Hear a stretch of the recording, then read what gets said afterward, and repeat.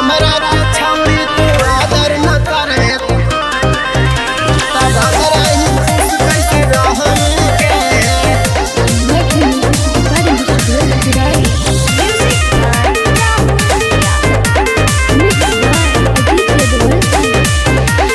हमरा के छोड़ी के हाँ ही तू खुश गे, एक दिन ऐसन तोरा दे दे बहुत दुख गे, एक दिन ऐसन तोरा दे दे बहुत दुख गे। हमरा के छोड़ी के हाँ ही तू खुश गे, एक दिन ऐसन तोरा दे दे बहुत दुख गे। जादे बोल मी त भतरो के मारबौगे, छौड़ी नहीं हर के यार के आदर न कर मी त भतरा ही खुश कैसे रहमीगे। हमरा के छौड़ी तू आदर न करवे त भतरा ही खुश कैसे रहमेगे। त ससुर में खुश कैसे रहमेगे।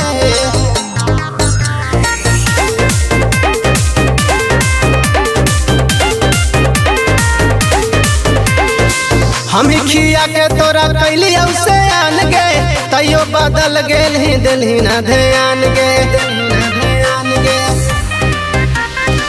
हम खिया के तोरा कैली जमान गे, तैयो बदल गेल ही दिल ही न ध्यान गे।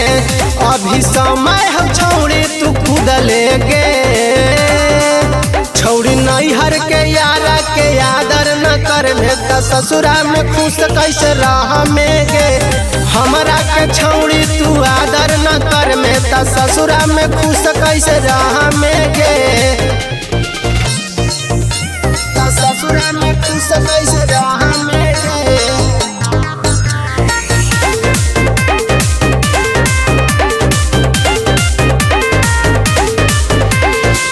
कजन कैसन तू हल्ही खाना दान के, लगहलो मैयो तोर हालौ छिनार के। कजन कैसन हल्ही खाना दान के, लगहलो मैयो तोर हालौ छिनार के।